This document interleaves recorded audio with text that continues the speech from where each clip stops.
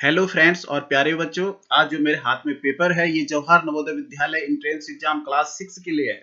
एक model paper है, एक प्रैक्टिस सेट है। आगामी वर्ष में जो बच्चे एग्जाम देना चाहते हैं नवोदय विद्यालय के लिए, वो उनके लिए ये कारगर बहुत ही लाभदायक सिद्ध होने वाला है, क्योंकि मैंने इसको बहुत मेहनत से इसको तैयार किया हुआ है। और मेन मैं बता दूं, ये इंग्लिश मीडियम और हिंदी मीडियम सरकारी स्कूल में पढ़ने वाले बच्चों के लिए, दोनों के लिए मैंने तैयार किया है। इसको दोनों भाषाओं में समझाने का मैंने प्रयास किया है। तो इसमें आपको सबसे पहले मैं बता दूं, इसमें 80 क्वेश्चन आते हैं। मैंने इसमें 50 क्वेश्चन रखे हैं मॉडल के तौर पे, क्योंकि मेंटल एबिलिटी में अलग अलग प्रकार के पैटर्न आते हैं। 10 प्रकार, एक पैटर्न के 4 क्वेश्चन आते हैं तो 40 क्वेश्चन। तो मैंने 20 क्वेश्चन रखे, एक पैटर्न के 2 क्वेश्चन रखे हैं, लेकिन बिल्कुल सिलेबस पे आधारित इसको मैंने बनाया है। जो मेन पार्ट इसका है वो मैथ्स है। मैथ्स में मैंने 20 क्वेश्चन पूरे रखे हुए हैं। बहुत स्टैंडर्ड के, बहुत वर्षों के पेपर की स्टडी करने के बाद वो मैंने तैयार किए हैं। और हिंदी और इंग्लिश में भी मैंने केवल एक एक पैरा स्कोर उस पर आधारित क्वेश्चन रखे हैं। इसको आप अंत तक देखेंगे तो आपको पूरी समझ में इस परीक्षा का पैटर्न आ जाएगा, और बहुत अच्छी तैयारी आपकी नेक्स्ट ईयर के लिए ये हो जाएगी।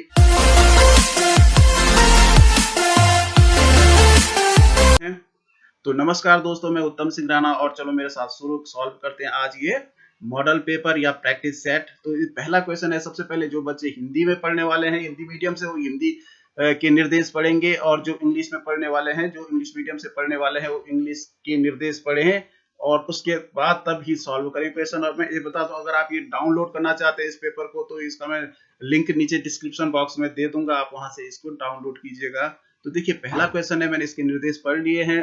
तो इसमें 4 अलग अलग प्रकार की आकृतियां हैं। इसमें आपने डिफरेंट आकृति को, डिफरेंट फिगर को खोजना है। तो यहाँ अगर हम देखेंगे तो यहाँ देखिए, तीर का निशान, गोला, ये वर्ग है, ये आयत टाइप का है। तीर का निशान, गोला, देखो दोनों आयत हो गए। यहाँ वर्ग, आयत, तीर का निशान, गोला, गोला, वर्ग, आयत, तीर का निशान। तो इसका मतलब ये, हाँ, ये डिफरेंट है। इसमें 2 आकृतियां सेम है, बाकी चारों में चारों अलग अलग डिफरेंट आकृतियां। यहाँ देखिए 1 2 3 गोले हैं। यहाँ पे 1 2 3, 1 2 3 है। इसके भीतर भी 1 2 3 त्रिभुज हैं, और लास्ट वाले में देखिए ये अलग है। ये आकृति अलग इसलिए है कि बाहर से इसका वर्ग है, अंदर त्रिभुज है। देखिए प्रश्न नंबर 5 से क्या है। एक वर्ग है, इसके 4 बराबर हिस्से किए हुए हैं, 3 हिस्से एक निश्चित पैटर्न में भरे हैं।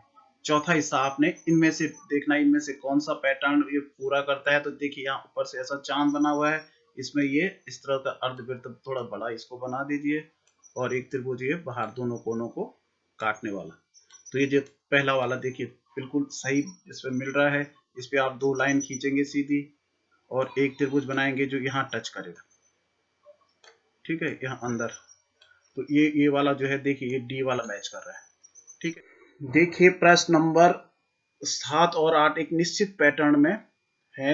एक 3 आकृतियां दी हुई हैं, एक निश्चित पैटर्न में चेंज हो रही हैं। तो उसी पैटर्न के आधार पे चौथी आकृति, चौथे स्थान पे कौन सी आकृति आएगी। ए बी सी डी, इन 4 में से आपने ढूंढना है। तो यहाँ देखिए 1 लाइन है, यहाँ 2 लाइन हो गई, यहाँ 3 लाइन है। तो अब 4 लाइन परफेक्ट है कि 4 लाइन वाला आंसर होगा। यहाँ देखिए एक वृत्त है, यहाँ 3 वृत्त हैं। यहाँ देखिए 3 है तो 5 हो गए, 5 हो गए, तो अब 7 वाला 1 2 3 4 5 6 7 ये। तो ये वाला बिल्कुल सही है। प्रश्न नंबर 9 और 10 में देखिए, पहले का जो संबंध दूसरे से है, वही संबंध तीसरे का किससे होगा। तो देखिए इसमें पहला जो चित्र है, इसके ऊपर रंगा भाग है, और यहाँ उल्टा हो गया। तो यहाँ भी ऊपर रंगा है, तो ये उल्टा हो जाएगा। तो ये बिल्कुल इसका आंसर ए वाला सही मैच कर रहा है। यहाँ देखिए 2 त्रिभुज हैं, इसका एक इधर पीछे वाला हिस्सा कट गया, तो इसका भी ये हिस्सा कट जाएगा। कौन सा हिस्सा कटेगा, ये वाला। तो आंसर सी वाला हो जाएगा। प्रश्न नंबर 11-12 में देखिए, ये आकृति एक वर्ग बनाती है, लेकिन इसका एक हिस्सा कटा हुआ है। इसमें हमने क्या करना है, इसका कटा हुआ हिस्सा यहाँ खोजना है। तो इसको हम अगर सीधे मिलाएंगे, ये सीधी लाइन मेरे से लग नहीं रही है। तो इसमें देखिए ये वाला हिस्सा कौन सी आकृति पूरा कर रही है। तो यहाँ पे देखिए इसका छोटा हो गया। तो यहाँ देखिए अगर हम इसको देखेंगे, तो ये वाला डी वाला बिल्कुल पूरा कर रहा है। यहाँ देखिए इसको अगर हम यहाँ मिलाते हैं, और यहाँ से इसको नीचे लाते हैं, तो इसमें देखिए कौन सी आकृति पूरी कर रही है। ए वाला तो ये थोड़ा छोटा लग रहा है, ये बड़ा साइज का जो है गोला डी वाले पे है, तो ये आकृति पूरी कर रही है। देखिए अगला प्रश्न, ये दर्पण प्रतिबिंब का है। किसी फिगर के आगे अगर हम दर्पण रखते हैं, कभी कभी ऊपर साइड में दर्पण यहाँ दे देते हैं, दर्पण का मतलब शीशा, मिरर। मिरर इमेज क्या बनेगी इसकी, तो जैसे SBI यहाँ पे लिखा हुआ है, तो इसकी जब दर्पण पे हम देखेंगे तो ये फ्लिप हो जाता है, ये मतलब ये I पहले आ जाएगा और ये B ऐसा हो जाएगा। दर्पण की तरफ इसका मुंह है तो ये ऐसा दिखेगा, और ये S है तो S भी ऐसा दिखेगा। तो इस देखिए ये वाला आकृति ये उल्टा इस तरह से हो गया, तो ये इससे देखिए ये इससे मैच कर रहा है तीसरे वाले से, तो इसका मतलब ये जो तीसरी वाली आकृति है यही सही आंसर इसका। यहाँ देखिए, यहाँ पहले दर्पण की तरफ ये एक तीर का निशान है, तो अब इस तरफ ये तीर का निशान दिखेगा जैसे डी में, देखिए बीच में त्रिभुज, और ठीक है। इसको भी अगर हम देखें तो इसको भी हम फ्लिप करके देखेंगे, तो ये वाला देखिए, तो ये डी वाला मैच कर रहा है, तो इसका मतलब डी वाला बिल्कुल सही है।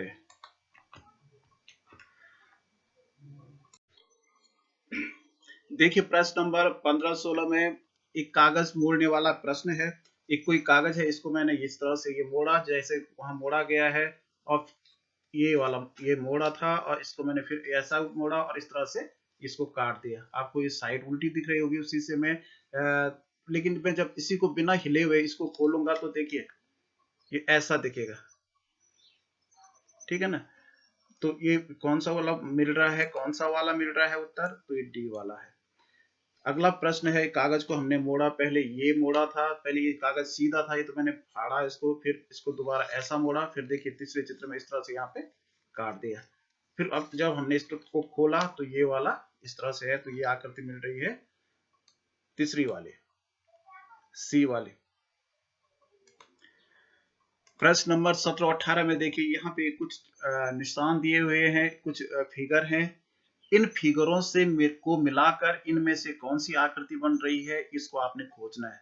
तो देखिए ये 1 2 3 4 6 है, इस तरह के तीर के निशान है, तो 6 तीर के निशान से 1 2, ये तीर का निशान नहीं बन रहा है, इस पे तो नहीं बन रहा है। यहाँ देखिए अगर 1 2 3, इसमें 5 है, 1 2 3 4 5 6, 1 2 3 4 5 6। देखिए ये सी वाली आकृति बिल्कुल इनको मिला करके इनको जोड़ करके बन रही है। और यहाँ देखिए 2 बड़ी रेखाएं 4 बराबर है, तो इसका मतलब देखिए इससे ये त्रिभुज तो नहीं बनेंगे, ये 1 2 ये भी नहीं बनेगा, यहाँ बराबर है, तो ये इनसे बन सकता है 4 बराबर है, तो 4 बराबर से मतलब ये बन गया स्क्वायर, और इसके विकर्ण हो गए अंदर, ठीक है ना, ये 2 लाइनें। प्रश्न नंबर 19-20 में देखिए ये आकृति दी हुई है इस तरह से, और इस आकृति को हमने इनमें से खोजना है किस चित्र के अंदर, किस के अंदर, फिगर के अंदर ये छुपा हुआ है। तो देखिए ये लाइन तो यहाँ भी है, यहाँ भी है, यहाँ, लेकिन ये यहाँ इधर को मुड़ गई। यहाँ देखिए ऐसा है और सीधा नीचे यहाँ पर है, तो इसका मतलब आंसर ए के अंदर छुपी हुई है। यहाँ देखिए उल्टा के जैसा है, तो इसको हम देखेंगे तो ये तो उल्टा हो गया, लेकिन यहाँ तिरछी लाइन हो गई। देखिए यहाँ है लेकिन ये ज्यादा लंबा है, तो ज्यादा शूट कर रहा है ये डी वाली आकृति के साथ, ठीक है ना, ये वाला। तो इस तरह से ये 20 प्रश्न समाप्त हुए। अब हम गणित की तरफ चलते हैं। यहाँ पर लिखा है 15 के साथ कोई सह अभाज्य संख्या बताओ। सह अभाज्य कौन सी संख्या होती है?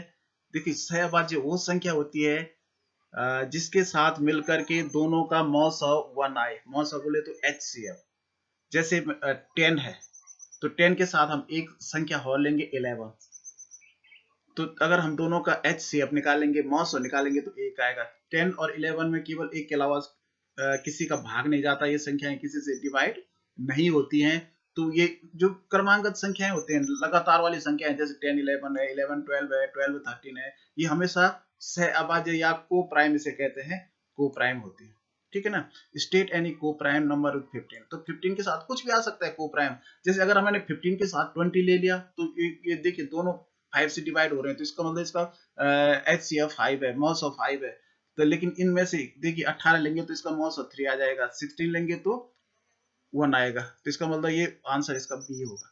21 में देखिए 21 में भी 3 का भाग जाता है, 3 से डिवाइड 21 भी होता है, 15 भी होता है। अब 45 भी देखिए 15 से ही डिवाइड होता है, तो इसका मतलब 16 इसका को प्राइम नंबर है, सह अभाज्य संख्या है। देखिए क्वेश्चन नंबर 22 है, फाइंड द वैल्यू ऑफ, इसकी आपने वैल्यू खोजनी है। तो देखिए सबसे पहले इसका स्क्वायर है, तो हम पहले सबसे पहले इसका स्क्वायर ले लेते हैं, 0.02, तो ये हो जाएगा 2 दूनी 4, 2 2 जा 4। लेकिन यहाँ देखिए जब 2 अंकों के पीछे इसके दशमलव है तो गुणा 2 अंकों के पीछे तो 4 अंकों के पीछे दशमलव लगेगा, तो यहाँ पे ऐसा हो जाएगा। फिर माइनस, इसको अगर 1 इनको गुणा करेंगे 001 इंटू 0.001, तो देखो 1 1 जब 1 आएगा, लेकिन यहाँ 6 अंकों के पीछे दशमलव लग जाएगा, 1 2 3 4 5 6, तो ये हो जाएगा 0.0000001 अपॉन, इसमें से इसको घटा दीजिए 0.02, 0.02, इसमें से घटाना है 0.001। इसका ये ध्यान रखना चाहिए कि 10वें भाग के नीचे 10वां भाग आए, 100वें के नीचे 100वें, हजारों के ऊपर कुछ नहीं, तो यहाँ शून्य। यहाँ देखिए 10 में से 9 1 गया तो 9, यहाँ 1 बचा, यहाँ 0, तो इतना बच गया, तो यहाँ हो गया 0.19। अब हम क्या करेंगे, इसको घटाएंगे ऊपर वाला 0.0004 में से 0.00001, तो इसके ऊपर 0 0 कर देंगे और इसको घटा दो, यहाँ चाहे 0 लगा दो आप। तो देखिए 10 में से 1 गया, 9, यहाँ 9, यहाँ 3, यहाँ 0 0 0, इतना बच गया। तो ये इसका ऊपर इतना आ गया, यहाँ पे मैं थोड़ा ऊपर कर रहा हूँ इसको, 0.0000399 और यहाँ आ गया 0.19, सॉरी 0.019। अब देखिए अब इसका भाग ऊपर वाले में देना है, तो जो हम दशमलव के भाग करते हैं तो यहाँ 3 अंकों के पीछे दशमलव है, तो इसका मतलब इसको 1000 से मल्टीप्लाई करना पड़ेगा। तो 1000 से अगर हम इसको मल्टीप्लाई करेंगे तो ऊपर भी 1000 से मल्टीप्लाई करेंगे, तो 1000 से मल्टीप्लाई करने पे क्या होगा, इनके आगे 3 3 जीरो और आ जाएंगे, और इसके आगे भी 3 जीरो और आ जाएंगे। अब ये इसका दशमलव कहाँ जाएगा, यहाँ चेंज हो जाएगा, और इसका दशमलव यहाँ चला जाएगा, तो इसका मतलब ये केवल 19 बचा। तो इसका मतलब 19 से डिवाइड करना हमको, 19 मानी 19 से डिवाइड करना है 0.399000। अब वैसे जीरो लिखने की जरूरत नहीं है, दशमलव के बाद के जीरो हैं तो ये कट जाते हैं, तो पहले 10 पॉइंट आएगा, तो हमने 3 में ही भाग देना, पॉइंट के बाद हम केवल एक संख्या में भाग दे सकते हैं, तो 19 जीरो जा 90, फिर 3 और 39, तब और 19 2 जा 19 दोनों 38, यहाँ 1 बचा, फिर 9 हुआ, तो 19 से कम 19, तो ये आंसर आया 0.01, तो बी वाला आंसर सही है। नेक्स्ट क्वेश्चन देखिए, how many tiles of 45 centimetre length will be installed in a floor 9 metre long and 4.5 metre wide. मतलब कोई फर्श है 9 मीटर लंबा है और 4.5 मीटर चौड़ा है, उस पर 45 सेंटीमीटर भुजा वाली, इसका मतलब इसका आकार जो है वर्गाकार है, तो कितनी टाइल्स लगेंगे। इसमें सबसे पहले हमें ये देखना पड़ता है, फर्श नीचे है तो टाइल्स बीच में लगती हैं, तो बीच वाला भाग क्या होता है, क्षेत्रफल, एरिया इसका निकालना पड़ता है। तो इसका मतलब हमें टाइल्स के एरिया को कवर, फर्श के एरिया को कवर करना है एरिया को टाइल्स के एरिया से, तो इसका मतलब एक टाइल्स का जितना एरिया है उससे हम डिवाइड कर देंगे फर्श के एरिया को, तो टाइल्स की संख्या निकल जाएगी। तो यहाँ पे नंबर ऑफ टाइल्स हम ज्ञात करेंगे, तो टाइल्स कितने लगेंगे, शॉर्ट में करो टाइल्स इक्वल टू, तो इसको शॉर्ट में सबसे बढ़िया तरीका एक बार मैं बता देता हूँ। तो जैसे 9 मीटर है, 9 मीटर तो क्षेत्रफल होता है गुणा आ गया लंबाई गुणा चौड़ाई 4.5 मीटर, और यहाँ आ जाएगा इसका क्षेत्रफल 45 सेंटीमीटर इंटू 45 सेंटीमीटर, इसकी लंबाई चौड़ाई बराबर है। लेकिन यहाँ इस बात का ध्यान रखना है कि यहाँ मीटर में है या सेंटीमीटर में है, तो इसको दोनों को सेंटीमीटर में बदलना पड़ेगा। तो 1 मीटर में 100 सेंटीमीटर होते हैं, तो 9 में हो गया 900 गुणा 450 में, इसमें भी 2 जीरो बढ़ जाएंगे 100 से गुणा करके, एक अंक के पीछे दशमलव है तो यहाँ दशमलव आ जाएगा, ये कट गया।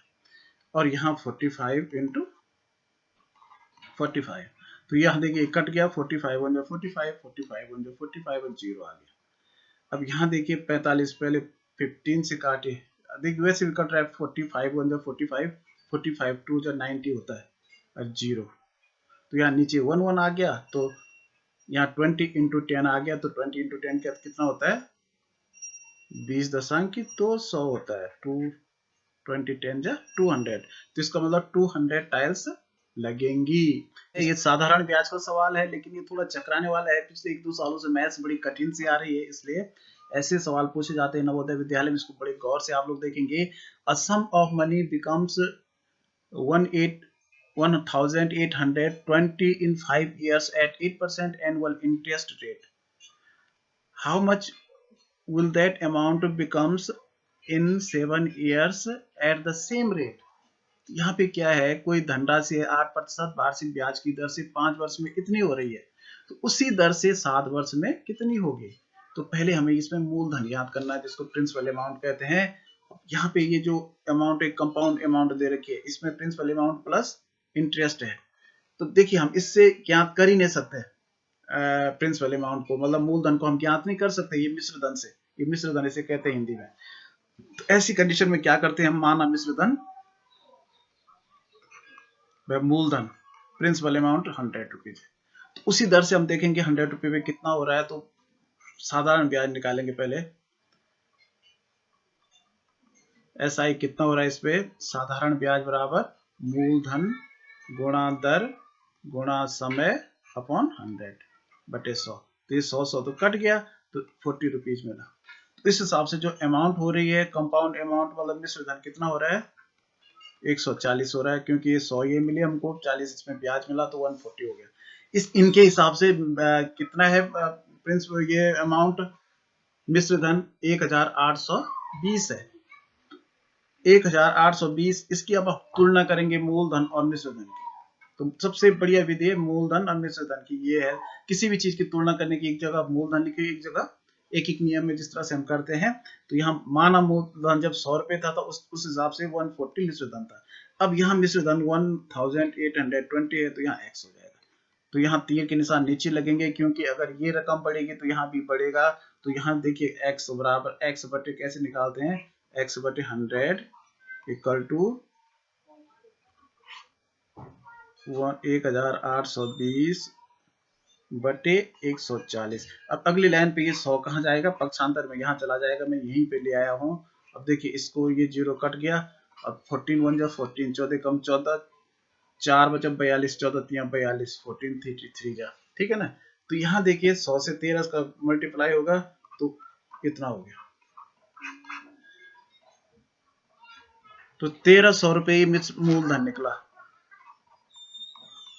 1300। लेकिन हमें इसमें बताना क्या है, उसी दर से ये कितनी हो जाएगी 7 वर्ष में, तो दर वही रहेगी। अब मैं इसी के ऊपर ये सवाल करता हूँ, आप लोगों ने ध्यान से देख लिया होगा, क्योंकि 7 वर्ष में कितनी हो जाएगी उसी दर से। तो अब एसआई निकालेंगे, साधारण ब्याज जिसको कहते हैं सिंपल इंटरेस्ट, मूलधन, अब तो मूलधन हमें पता चल गया, गुणा दर गुणा समय, अब 7 ईयर हो गया बटे 100, तो 2 जीरो कट के, ये 2 जीरो कट गए, तो 13 7 91 और 13 8 104, ऐसे ही करो, 13 8 104 गुणा 7, 7 चौको 28, 2 7 एकम 7, तो 728 हो जाएगा। तो इतना तो इंटरेस्ट मिला। तो जो अमाउंट टोटल हमें मिलेगी मिश्र धन, हमें मिश्र धन के ज्ञात करना है, तो इसमें 1300 भी जुड़ेगा, 1300 जुड़ जाएगा, 1300, 7 2 8, 8 2 7 3 10 का 0 और 2, ये रकम जो है 7 वर्ष में इतने रुपीज हो जाएगी। अगर बाई चांस मेरी कभी गलती में कोई सवाल गलत हो जाता है, आपको लगता है, तो आप कमेंट बॉक्स में जरूर लिख दे उस सवाल के बारे में, ताकि मैं बिल्कुल ध्यान उसको सही करने का प्रयास करूं अपने उसके द्वारा। डिस्क्रिप्शन बॉक्स में मैं सही करके उसको भेज सकूं, कई बार गलत हो जाता प्रश्न। देखिए अगला प्रश्न है सॉल्व इतना गुणा 10 गुणा 14 इंटू 0 प्लस 8। अब यहाँ पे बच्चे क्या करते हैं, बच्चे जो चालाक होते हैं उनको पता है कि यहाँ मल्टीप्लाई बाय 0 है, तो जिसमें 0 से मल्टीप्लाई होता है वो 0 हो जाता है। लेकिन इस बात का ध्यान रखिए कि 0 कहाँ तक का मान केवल मल्टीप्लाई का होगा, यहाँ प्लस 8 भी है, तो इसका मतलब ये सबका गुणा करने की जरूरत नहीं है, क्योंकि हम जब 0 से गुणा हो जाएगा तो सारा 0 हो जाएगा, तो 0 है प्लस 8 है, तो इसका मतलब इसका आंसर 8 आएगा, न कि 0 आएगा, 0 नहीं आएगा। इस बात का आपको ध्यान रखना है। नेक्स्ट देखिए, अ water tank which is 72 litre when fully filled is half full if 1/4 of the water has been taken out of it, how much more water will be filled? एक पानी की टंकी है जिसको, देखिए पानी की टंकी है, इसको चित्र से समझे, ठीक है ना। होने पर धारिता इतनी है, धारिता मतलब इसको पूरी टंकी में 72 लीटर आता है पानी, आधी भरी है, इसका मतलब इसमें आधा पानी है, तो इसका मतलब कितने लीटर हो गया, आधा। 72 का आधा, अगर तो आपको निकालना नहीं आता तो 2 से डिवाइड कर दीजिए तो 36 आएगा, ठीक है ना। आधी भरी, यदि उसमें 1/4 भाग पानी निकाल दिया तो किसका, इसका 36 का 1/4 निकाल दिया, 36 का ऑफ, इंग्लिश वाले बच्चे ऑफ लिखते हैं और हिंदी में लिखते हैं का मतलब दोनों का मतलब गुणा होता है 1/4, तो 4 एकम 4, 4 9 36, तो इसका मतलब 9 लीटर निकाल दिया, तो इसका मतलब 36 में से 9 कम हो गया, 36 में से 9 कम हो गया, 16 में से 9 गया 7, तो अब इसका मतलब टैंक में इतने लीटर 27 लीटर पानी बचा है, और कितना पानी डालें कि पूरा भर जाएगा। अब कितना पानी और डालना पड़ेगा इसमें, क्योंकि पूरा इसमें 72 लीटर आता है और 27 लीटर पहले से है, तो इसमें माइनस कर दो, 12 में से 7 गया 5 और यहाँ 6 में से 2 गया 4, 45 लीटर पानी डालना पड़ेगा, ठीक है। ये वाला प्रश्न है 96.5% बराबर है 96.5%। तो देखिए प्रतिशत का मतलब होता है अपॉन 100, तो किसके बराबर होगा ये, तो 96.5% का मतलब अपॉन 100 हो जाएगा। तो जब हम किसी संख्या में 100 का भाग देते हैं तो उसके 2 अंकों के पीछे दशमलव चला जाता है, तो इसका मतलब इसका पॉइंट जो है यहाँ 69, तो 2 अंक पीछे यहाँ आ जाएगा, तो यहाँ हम अनुशासन के लिए 0 लगा देते हैं, तो ये हो जाएगा 0.965, ठीक है। अगला देखिए, a bus runs at a speed of 90 kilometre per hour at 7:45 AM 300 kilometre away from its destination, what time will it reach? एक बस है वो सुबह 7:45 पे चलती है, उसकी चाल 90 किलोमीटर प्रति घंटा है, अपने गंतव्य मतलब 300 किलोमीटर दूर से जाना है, तो कितने बजे पहुंचेगी? तो इसका मतलब हम पहले इसका टाइम ज्ञात करेंगे, तो समय बराबर होता है दूरी बटे चाल, टाइम इक्वल टू दूरी को कहते हैं डिस्टेंस अपॉन स्पीड, ठीक है ना। यह हिंदी में समझो तो समय बराबर दूरी बटे चाल, तो यहां समय हो गया, देखिए दूरी तो हो गई 300 किलोमीटर और चाल हो गई इसको 90, तो 0 से 0 कटा,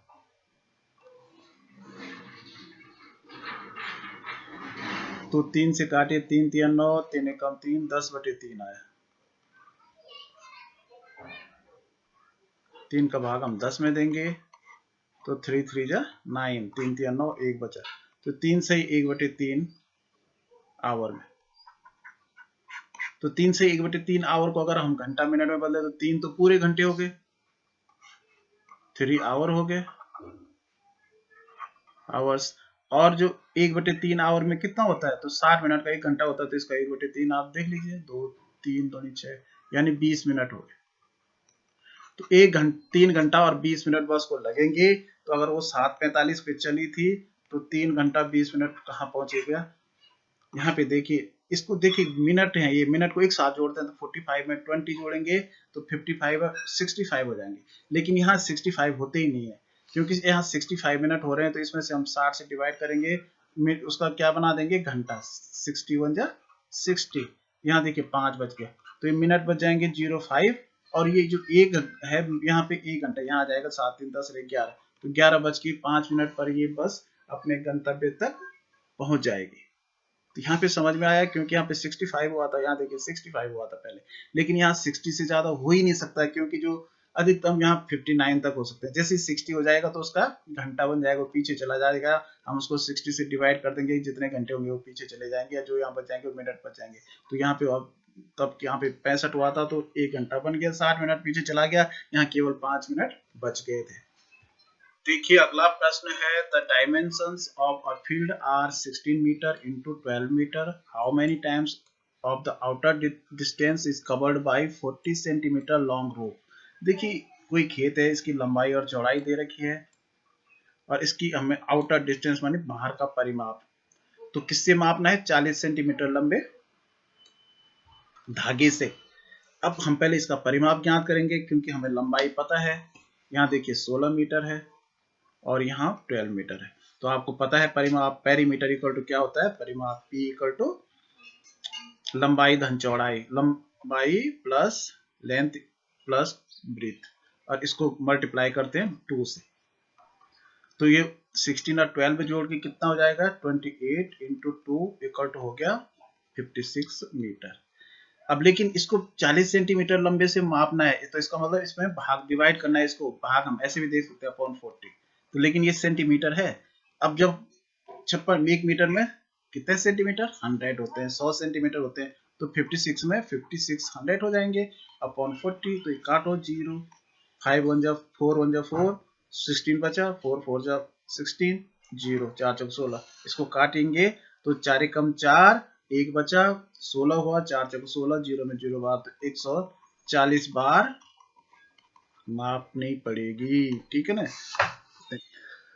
The rate at which the sum of 17,500 will become 19,250 in 2 years at simple interest is, वह दर ज्ञात करनी है जिसमें कोई रकम इतनी है, मूलधन इतना है और इसका मिश्र धन इतना बन जाता है। तो यहाँ हम दर ज्ञात करने के लिए हमें और चीज पता होनी चाहिए, एक तो मूलधन पता होना चाहिए, प्रिंसिपल अमाउंट, तो पी या मूलधन जो भी आप लिखना चाहे, मूलधन यहाँ है 17,500, दर हमें ज्ञात करनी है, तो दर x हो गई, समय यहाँ दे रखा है 2 वर्ष है, और तब उसके अलावा ब्याज होना चाहिए। अब देखिए ब्याज यहाँ दिमाग से खुद ही ज्ञात करना पड़ेगा, क्योंकि ये मिश्र धन है, ये इसमें ब्याज और मूलधन दोनों जुड़ा है, तो इसका मतलब अगर हम इसमें से 19,250 में से 17,500 को घटा देंगे तो हमें सिंपल इंटरेस्ट मिल जाएगा, 12 में से 5 गए 7, तो यहाँ 8 बच गए, 8 में से, तो इसका मतलब 1750 रुपए सिंपल इंटरेस्ट है, तो 1750 1750 रुपीज। अब हम दर उसी फॉर्मूले से ज्ञात कर सकते हैं, सिंपल इंटरेस्ट इक्वल टू, तो सिंपल इंटरेस्ट यहाँ दे रखा है 17,500, तो 1,750 सॉरी, इक्वल टू मूलधन यहाँ दे रखा है 17,500 इंटू दर हमें ज्ञात करनी है x इंटू 2/100। अब क्योंकि हमें x का मान ज्ञात करना है तो इसका पक्षांतर करेंगे, इधर केवल x को रखेंगे, बाकी सब इसका इधर ले आएंगे, तो यहाँ 1750 तो रहेगा, इंटू ये नीचे वाला 100 यहाँ ऊपर चला जाएगा, और ये ऊपर वाला 17,500 नीचे गुणा गया 2 भी नीचे। अब यहाँ देखिए 2 जीरो कटा, ये 2 जीरो कटा, ये इससे काटिए तो एक बार जाएगा 175 में 10, तो 2 कम 2 2 5 10 5, तो देखिए नीचे 1 आ गया, तो x 5 इक्वल टू x, इसका मतलब x बराबर 5, तो इसमें दर आ गई 5%, ठीक है ना, दर बराबर रेट ऑफ इंटरेस्ट जिसे कहते हैं 5%। यदि 403.2 डिवाइड बाई 4.5, मतलब इसमें भाग दिया गया 4.5 का, तो आंसर इतना आ रहा है। ठीक है ना। अगर इसमें देखिए अंक वही है 4032, लेकिन पॉइंट यहाँ पीछे आ गया, दशमलव पीछे आ गया, यहाँ भी दशमलव पीछे आ गया, तो इसका किसके बराबर होगा, मतलब इसका आंसर कितना आएगा। ठीक है ना। अब यहाँ कुछ नहीं, इसको हल करने की जरूरत है ही नहीं, क्योंकि इस पर दिमाग से आप काम करेंगे। तो ये देखिए पहले जब इन्होंने भाग दिया होगा तो 403.2 में दिया होगा 4.5, ऐसा डिवाइड करने के लिए सबसे बढ़िया तरीका है इसको भिन्न के रूप में लिख दो। तो हम क्या करते हैं, इसका दशमलव हटाने के लिए 10 से मल्टीप्लाई किया होगा, यहाँ भी 10 से मल्टीप्लाई किया होगा। तो जब हम 10 से मल्टीप्लाई करते हैं तो उसका दशमलव एक अंक दाहिनी तरफ चला जाता है, तो इसका मान हो गया 403.2 इतना आ गया, और यहाँ भी 45 पूरा हो गया। तो कहने का मतलब 45 का जब हम इसमें डिवाइड करेंगे तो आंसर इतना आएगा। तो यहाँ भी अगर हम इसको ऐसे ही करें 40.32 अपॉन टू 0.45, तो यहाँ पे दो अंक के पीछे दशमलव है, तो इसको 100 से गुणा करेंगे तो हम दशमलव कट जाएगा, तो फिर वही आ गया। तो इसका मतलब आंसर उतना ही आएगा, 89.6 ही आएगा, क्योंकि जैसे जो कंडीशन पहले आ रही थी भाग की, वही कंडीशन अब आ रही है भाग की दशमलव हटाने के बाद। ठीक है। नेक्स्ट है, वह छोटी से छोटी संख्या कौन सी है, which is the following is the smallest number, which of the following is the smallest number। तो देखिए छोटी, सबसे पहले हम पूर्ण संख्या देखेंगे, पूर्ण मतलब दशमलव के बाद वाले, पहले वाले। तो ये 74 है, ये भी 74 है, ये भी 74 है, ये 73 है। तो देखिए सबसे स्मॉलेस्ट 73 हो जाएगा, आगे का नहीं। यहाँ तो दशमलव है तो एक से कम है, छोटा भाग है, यहाँ 10वां भाग 1 है, यहाँ 10वां भाग 2 है, 10वां भाग 1 है, यहाँ 10वां भाग 9 है। लेकिन ये पूरी संख्या 73.999, 74 के बराबर भी नहीं है, 73.999 है ये, लेकिन ये 74 से कम है। इस बात का ध्यान रखो, क्योंकि दशमलव के आगे वाला एक से कम है। ये मैंने बोला ये 10वां हिस्सा है, ये 100 में से 9 भाग है, ये 1000 में से 9 भाग है, तो इसका मतलब 74 से कम ही है। तो इस तरह से दशमलव का आपको आना चाहिए, सबसे छोटा और सबसे बड़ा ज्ञात करना। देखिए Ram got 10 marks more than Shyam in the examination, Anil got 5 marks less than Ram in the same exam, if all three have got a total of 195 marks, then what are the points that Ram gets। देखिए राम को परीक्षा में श्याम से 10 अंक अधिक मिले, तो श्याम से 10 अंक अधिक मिले तो पहले हम श्याम को ही मान लेते हैं, श्याम को मान लीजिए x मिले, तो राम को 10 अधिक मिले तो x धन x प्लस 10 मिले। अनिल को उसी परीक्षा में राम से 5 कम मिले, तो इसको राम से 5 कम, यानी इससे 5 कम मिले, तो इसका मतलब इससे 5 ज्यादा थे, तो इसको x प्लस 5 मान लो अनिल को, क्योंकि इससे 5 कम थे तो इसके x प्लस 10 है, तो इसके x प्लस 5 ऐसा लिख देंगे। तो इन सब का जोड़ 195 है, तो यहाँ देखिए इक्वल टू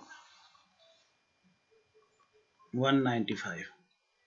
अब यहाँ x तो जुड़ जाएगा, तो ये 3x हो गया, इक्वल टू ये 10 और 5 का पक्षांतर होगा, तो आगे चले जाएंगे, यहाँ 195, ये प्लस 10 का आगे जाके माइनस 10 और माइनस 5, तो इन दोनों को जुड़ जाते हैं, माइनस माइनस तो 15 हो गया, तो 195 में से 15 घट गया तो 180 बचा, और यहाँ 3x था तो ये 3 आगे चला गया डिवाइड में, तो 3 का भाग 18 में देंगे, तो 3 6 18 0 60, तो इसका मतलब 60 श्याम के थे, 60 किसके नंबर थे, x का मान आया 60। तो राम के हमें नंबर बताने, तो इसके 10 ज्यादा था, तो इसमें प्लस 10 कर देंगे, तो इसका मतलब राम के 70 नंबर मार्क्स थे। ठीक है। यदि दो सह अभाज्य संख्याओं का गुणनफल 99 है तो उनका लॉसऑफ कितना होगा। If the product of two co-prime numbers is 99 then their LCM will, उनका एलसीएम कितना होगा। तो देखिए एक्चुअल में दो, मैंने अभी पहले भी बताया था कि दो जो अभाज्य सह अभाज्य संख्याएं होती हैं उन दोनों का मॉस 1 होता है, और उनका जो लॉस है वो उनका गुणनफल ही होता है, एलसीएम जो होता है। तो इसका मतलब अगर उनका गुणनफल 99 है तो उनका एलसीएम भी, यानी लॉस ऑफ, एलसीएम को क्या कहते हैं, लॉस ऑफ भी 99 ही होगा। ठीक है। जैसे जो दो अभाज्य संख्या मैंने बोला 10 और 9 है, क्योंकि इन दोनों सहअभाज्य क्यों है ये, क्योंकि इन दोनों का मॉस है, इसमें केवल 1 से डिवाइड हो सकते हैं दोनों संख्या, 1 से बड़ी कोई भी अंक नहीं है जिससे डिवाइड हो सके। तो इनका अगर मॉस निकालेंगे तो वह लॉस निकालेंगे तो 10 नमा 99 होगा और इनका गुणनफल भी 99। देखिए 8 men और 12 women can finish a work is 10 days, 10 दिन में करते हैं, या तो यहाँ पे और है, ठीक है ना, या 8 आदमी या 12 महिलाएं। If in how many days will 4 men and, यहाँ पे देखिए एंड आ गया, 3 women together finish the same work. 8 पुरुष और 12 स्त्रियां किसी काम को 10 दिनों में समाप्त कर सकते हैं, उसी काम को 4 पुरुष तथा 3 स्त्रियां मिलकर कितने दिनों में समाप्त करेंगे। यहाँ जरा ध्यान देने वाली बात यह है कि यहाँ अथवा लिखा है, अथवा का मतलब 8 पुरुष बराबर 8 मेल इक्वल टू 8 पुरुष लिखिए चाहे 12 स्त्रियां हैं, या तो आप इसको इस विधि से भी करो, तो यहाँ एक तरफ पुरुष लिख दीजिए एक तरफ स्त्री लिख दीजिए। तो पुरुष 8 थे, उसके बराबर काम करते हैं 12 स्त्री। अब यहाँ 4 पुरुष हैं, यहाँ क्या करना पड़ेगा, हमें पुरुषों का भी स्त्री बनाना पड़ेगा, मेल का फीमेल बनाना पड़ेगा या फीमेल का मेल बनाना पड़ेगा। तो जो ज्यादा होते हैं संख्या में वो बनाने में फायदा होता है, कभी कभी नहीं बनता है तो तब उसका मेल बनाना चाहिए, तो मेल मतलब फीमेल का। अब यहाँ पे 8 पुरुष है, तो अब यहाँ 4 पुरुष बराबर कितना होगा, तो x। वैसे तो हम दिमाग से भी कर सकते हैं कि 8 महिला बराबर 8 पुरुष बराबर 12 है, तो 4 के 6 हो जाएगा, लेकिन इसको विधि से करेंगे तो 8/12 इक्वल टू 4/8। अब यहाँ x का मान निकालने के लिए गुणा 12 यहाँ चला जाएगा, तो 4 कम 4, 4 2 8, 2 1 कम 2, 2 6 12, तो 6 हो गया। तो इसका मतलब ये 4 पुरुषों के बराबर 6 महिला हो गए, 3 महिला और है, 3 स्त्रियां और है, तो 9 हो गए। अब हम इस सवाल को ऐसा करेंगे, यहाँ लिख देंगे स्त्री और यहाँ दिन। तो पहले कर रही हैं इसमें 12 स्त्रियां 12 फीमेल कर रही हैं 10 डेज में। अब यहाँ पे फीमेल ये 6 ये हो गए, 4 पुरुष के बदले 3 ये हो गए 9, तो 9 कितने दिन, x दिन में।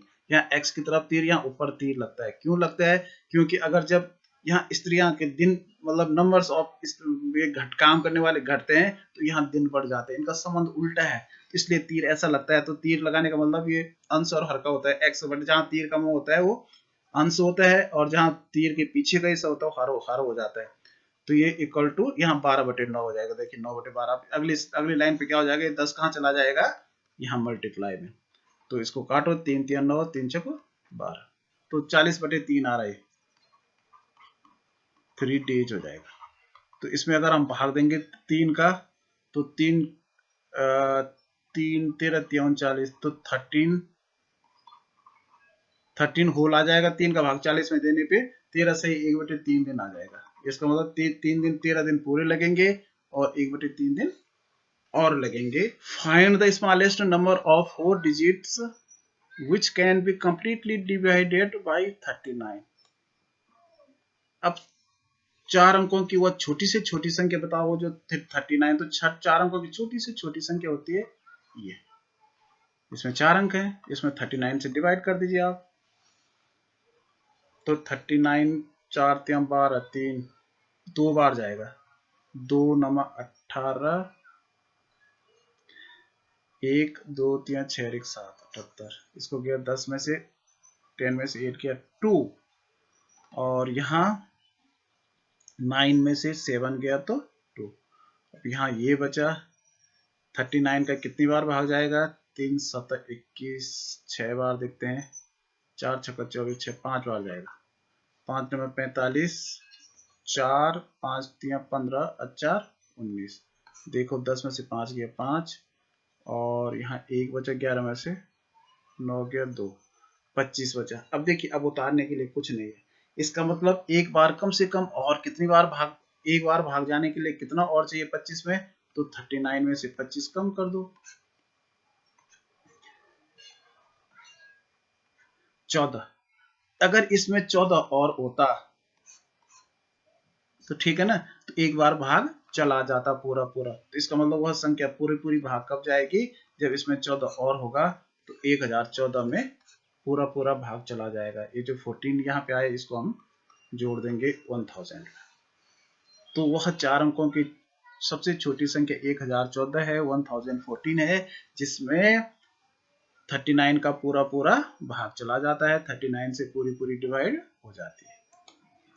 यहाँ देखिए 36वां प्रश्न है, 44, 88, 100 और 120 का मॉस हो यानी HCF बताओ। इसका HCF निकालने के लिए हमारा सबसे बढ़िया भाग विधि होता है, हम क्या करते हैं सबसे छोटे का भाग उससे बड़े में दे देते हैं। तो 44 दूना 88 होता है, तो इसका मतलब मॉस ऑफ 44 हो गया इन दोनों का। लेकिन अभी हमने इसका भी देखना है 100 में जा रहा है इसका कि नहीं, 44 का 100 में, 44 2 जा 88 आ जाएगा। यहाँ बच गया 10 में से 2 8 गया 2 और यहाँ 9 में से 12, 12 का 44 में, 12 36, 13 6, यहाँ बचे 14 में से 6 गया 8, 8 का फिर 12 में, 8 एकम 8, यहाँ बचा 4, फिर 4 का 8 में देंगे तो 4 दूना 8। अब देखिए यहाँ 4 आ गया, इसका कितना आ गया 4। अब 4 का हम देखेंगे 120 में जाता है कि नहीं, लेकिन यहाँ जा रहा है 4 तिया 12 और ये 0 में 0 बार, तो इसका मतलब इसका मॉस ऑफ यानी HCF 4 आया। ठीक है, ठीक। The length of a room is 6 meters, height 4 meters and width 5 meters. How many boxes with 60 centimeter, 0.5 meter and 40 centimeter core can be kept in that room? इनकी जो साइड है इसकी है कमरे की इतनी, एक कमरे की लंबाई 6 मीटर है, चौड़ाई। तो देखिए जो फर्श पे टाइल्स लगाने के लिए हम क्या करते हैं, फर्श का क्षेत्रफल ऊपर लिखते हैं लंबाई गुणा चौड़ाई, और टाइल्स का क्षेत्रफल नीचे लिखते हैं उसको डिवाइड करने के लिए अपॉन में। तो यहाँ भी ऐसी है, यहाँ पेटियों की संख्या बतानी है, यहाँ बॉक्स की संख्या कैसे निकलेगी, ऐसे निकलेगी। हम ऊपर जो है आयतन लिखेंगे, सॉरी बॉक्स का आयतन ऊपर आ जाएगा, तो यहाँ आ जाएगा 6 मीटर गुणा 4 मीटर गुणा 5 मीटर, तो तीनों मीटर में है। अब यहाँ देखिए सेंटीमीटर में 60 सेंटीमीटर, यहाँ ये 5 मीटर है, इसका भी चलो सेंटीमीटर बना दो गुणा, तो 5 1 मीटर में 100 सेंटीमीटर होते हैं, तो 0.5 में कितने होंगे 50 सेंटीमीटर होंगे, गुणा 40 सेंटीमीटर, यहाँ सेंटीमीटर है, तो इसका मीटर का भी सेंटीमीटर बनाएगा। तो क्योंकि यहाँ पूरे का आयतन, पूरे का वॉल्यूम और नीचे उस बॉक्स का वॉल्यूम, और बॉक्स के वॉल्यूम से डिवाइड करना है पूरे कमरे का वॉल्यूम, तो यहाँ हो जाएगा 1 मीटर में 100 सेंटीमीटर होते हैं, तो 600 गुणा 400 गुणा 500, यहाँ हो गया 60 गुणा 50 गुणा 40। तो ये देखिए 1 2 3 जीरो कटा, 1 2 3 जीरो कटा, तो 4 से हम 4 को काटेंगे, 4 एकम 4, तो यहाँ 10 आ गया।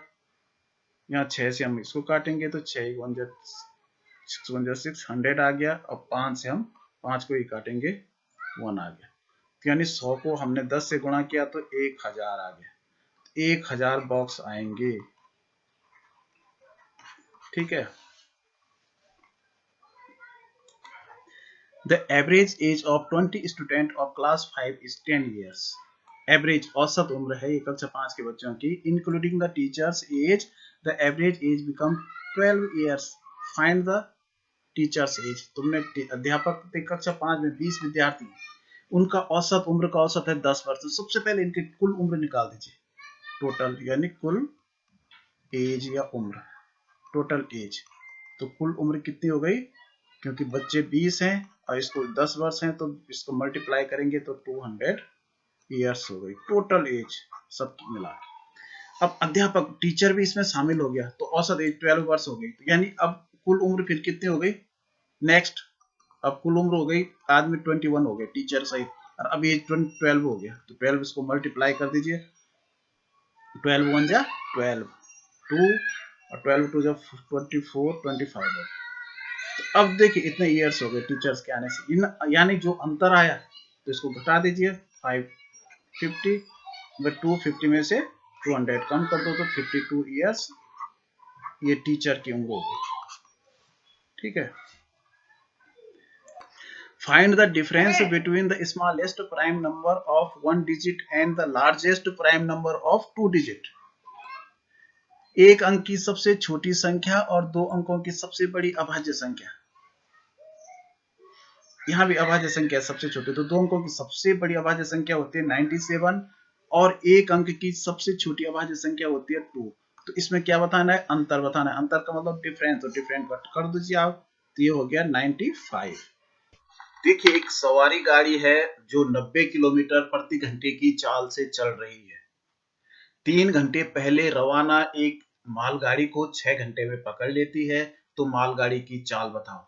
अब देखिए ये पहले हम इसका देखेंगे कि इन्होंने 90 किलोमीटर के हिसाब से 3 घंटे पहले रवाना एक गाड़ी को 6 घंटे में पकड़ लिया, तो 6 घंटे में कितना गई? क्योंकि 1 घंटे में जा रही है 90 किलोमीटर, तो 6 घंटे में कितना जाएगी? 90 इंटू 6,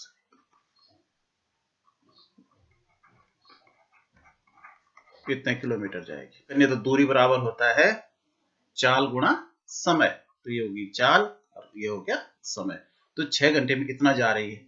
अब पहले वाली रेलगाड़ी जो है 3 घंटे पहले चले गई, तो इसका मतलब ये जरा दिमाग से आपने सोचना है, जो पहले 6 घंटे में इसने पकड़ा तो इसका मतलब वो 9 घंटे चले, उसकी हमने क्या ज्ञात करनी है? चाल। तो 9 घंटे में देखिए ये 540 किलोमीटर गई, क्योंकि 6 दोनों एक साथ है, ये 6 घंटे में 540 गई, तो ये 9 घंटे में भी 540 गई। तो इसमें हमने चाल बराबर होता है, ये लिख दीजिए आप, चाल बराबर स्पीड इक्वल टू दूरी बटे समय। तो ये हो गया 540 की दूरी और कितने घंटे में? 9। तो 9 1 9, 9 9 छक्का 54, 9 6 जा, तो 60/1, इसका मतलब इसकी चाल हो गई 60 किलोमीटर प्रति घंटा पर आवर।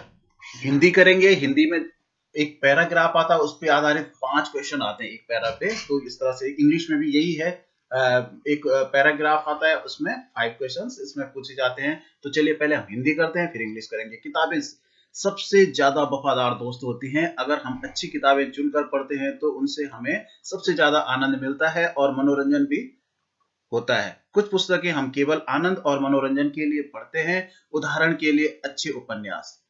हर किसी के पढ़ने में उपन्यासों और कल्पना की किताबों का अपना स्थान होना चाहिए।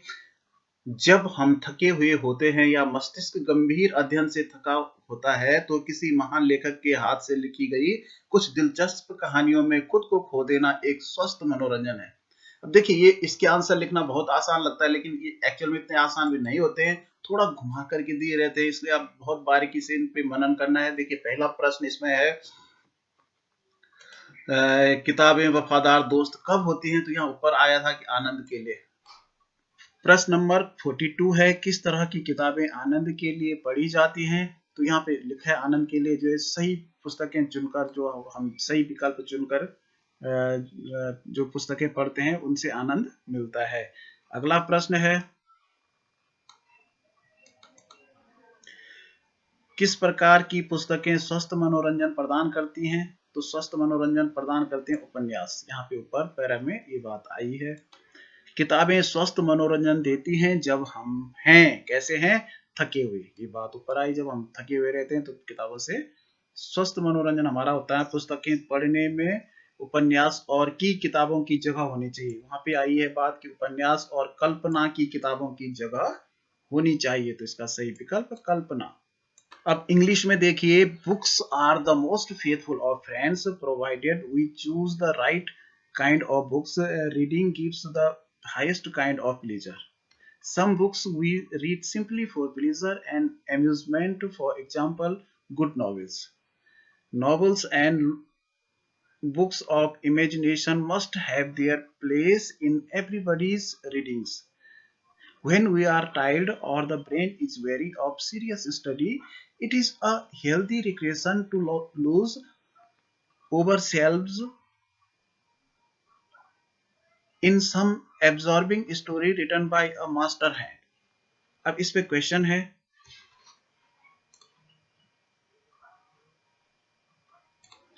When are the books faithful friends. तो इसका आंसर आप देख सकते हैं इन चारों में से pleasure, for pleasure. What sort of books are read for pleasure. किस तरह की किताबें प्लीजर के लिए पढ़ी जाती हैं? तो राइट चॉइस, जो हम अच्छी चॉइस की किताबें रखते हैं। What sort of books provided by healthy recreation. Healthy recreation के ऊपर बात आई है, नॉवेल पढ़ी जाती है। The books give healthy recreation when we are. तो हेल्थी रिक्रिएशन कब देते हैं? जब हम टायर्ड होते हैं, थके हुए रहते हैं। Novels and books of must have their place in reading. तो नॉवेल्स की किताबों के साथ कल्पना, इमेजिनेशन वाली बुक्स का स्थान रीडिंग में होना चाहिए। तो इस तरह से ये 50 क्वेश्चन की तैयारी हमारी पूरी हुई। और अगर आपको ये वीडियो अच्छा लगे तो इसको लाइक और शेयर जरूर कीजिएगा। धन्यवाद, थैंक्स, बाय।